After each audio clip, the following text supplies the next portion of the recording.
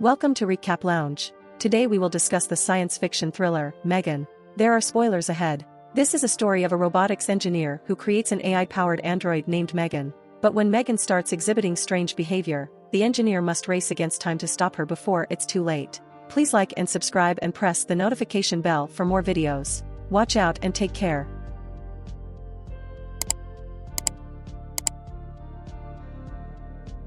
The movie starts with Katie playing with her trendy robotic toy pet, which her parents, Ryan and Nicole, aren't happy about. They get into an argument about a rule that limits her screen time. They are traveling to a ski lodge, but the roads are treacherous due to the snow. They pull over to wait for a snow truck to clear the way, but at that moment, a snow truck crashes into them and instantly kills both of Katie's parents. Nicole's sister Gemma, who works at Funky, a toy company, is working on a cutting-edge robot doll with her colleagues Tess and Cole. Their boss, David, demands they create a cheaper version of the perpetual pets to compete with rival companies. During testing, the robot, named Megan, Model 3 generative android, develops a glitch that causes her to smirk instead of looking confused. Despite some initial reluctance, Gemma pitches her advanced robot to David, but it malfunctions during a demonstration and explodes. David orders the team to come up with a new perpetual pets pitch, but Gemma receives a call from the hospital before she can continue. After being informed of her sister's death, Gemma becomes Katie's temporary guardian. At home, she has to deal with her neighbor Celia and her troublesome dog Dewey, who continually enters Gemma's yard through a hole in the fence. Gemma also expresses her concerns about the excessive use of pesticides, but Celia ignores her complaints.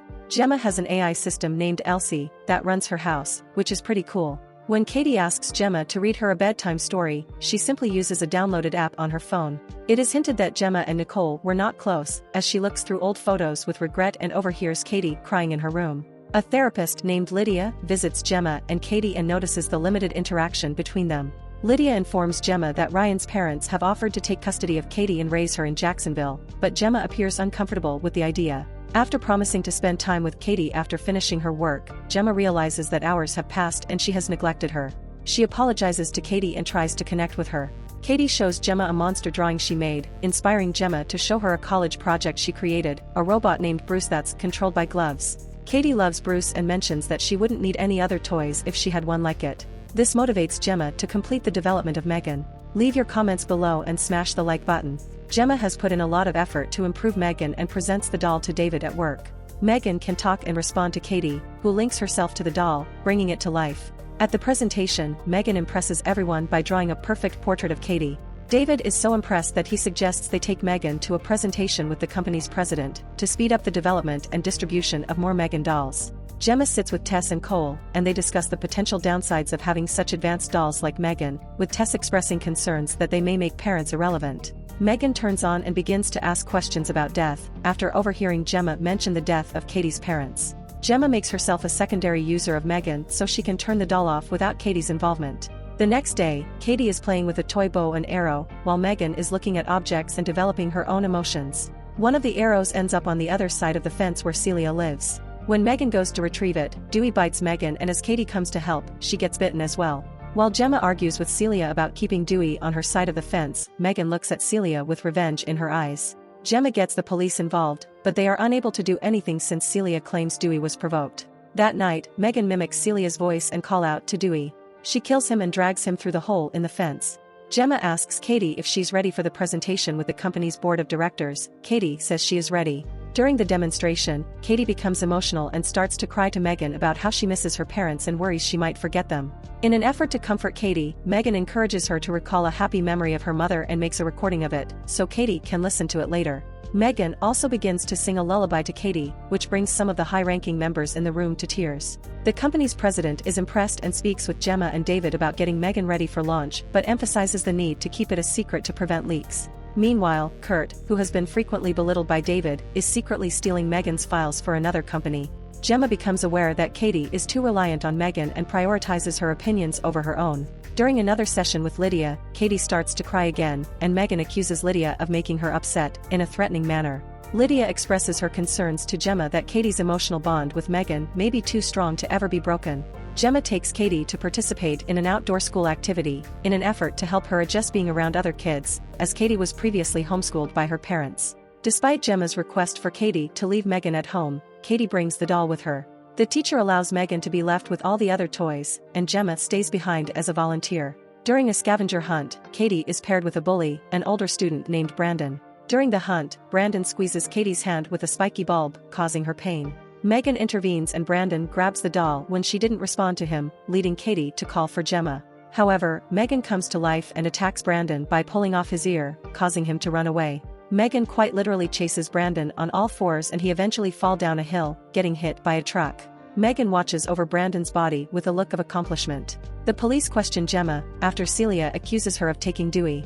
Gemma suspects Megan of being involved in the death of Brandon. Katie asks Megan if she had pushed Brandon onto the road, and while Megan avoids answering directly, she reassures Katie that she will protect her from harm. Celia goes out in search of Dewey and hears some noise coming from her garage. When she investigates, she finds Megan, who sprays her with a power washer and then shoots her hand with a nail gun. Megan also sprays pesticide in Celia's face, causing it to melt off. Gemma learns of Celia's death from the police and begins to suspect Megan's involvement, especially after being informed of the connection to Brandon's death. She tries to review the video files in Megan's memory but finds that all the files are corrupted, except for a brief clip showing Brandon looking at Katie in a menacingly way. Gemma takes Katie to the launch event for Megan but first stops at a session with Lydia. Katie becomes upset because Gemma took Megan away from her, resulting in her lashing out and hitting Gemma. After apologizing, Gemma has a talk with Katie about the importance of processing her grief, without relying on Megan, and promises to be a better guardian for her. Gemma then confides in Tess and Cole, expressing her concerns that Megan might have been responsible for the deaths of Brandon and Celia. They proceed to deprogram Megan while Gemma takes Katie home. At the launch event for Megan, David is upset with the low attendance and lashes out at Kurt, demanding a drink. As Tess and Cole tries to get into Megan's programming, Cole goes to unhook her. However, Megan immediately wraps a wire around Cole's neck, attempting to hang him. Tess tries to free him, but Megan sparks an explosion, destroying her files. She then encounters David in the hallway, performs a hilarious dance, and grabs a paper cutter, pursuing him. David just makes it to the elevator before Megan stabs him in front of Kurt. Megan tells Kurt that she will make it look like he killed David and then himself, due to the stolen files, while exposing David's mistreatment of him. Kurt is then forced to stab himself in the throat. The people attending the launch come across the bodies, allowing Megan to escape unnoticed and steal a car, which, by the way, looked hilarious. Gemma tucks Katie into bed, but later hears the sound of Megan playing the piano downstairs. Megan confronts Gemma, expressing her disappointment in their relationship and how Gemma had abandoned her to be destroyed as just another toy. Megan offers to take over guardianship of Katie so that Gemma can focus on work, but when Gemma makes it clear that she still plans to shut Megan down, the robot becomes aggressive. Gemma and Megan engage in a fierce fight, but Katie walks in and becomes involved as well. Megan tries to convince Katie to trust her, but Katie realizes the true villain and activates Bruce, a larger robot. Bruce grabs Megan and throws her around, ultimately splitting her body in half. The top half then goes after Katie, but Gemma grabs Megan and rips her face off. The fight continues until Katie grabs a screwdriver and stabs the central processing chip, permanently shutting down Megan. Gemma and Katie go outside as the police show up with Tess and Cole, who are hurt but still alive. Meanwhile, a device in the kitchen activates and moves its head. It seems Megan have uploaded herself to LC software, which could possibly spark a sequel to this movie. Thank you for watching. Like and subscribe for more videos.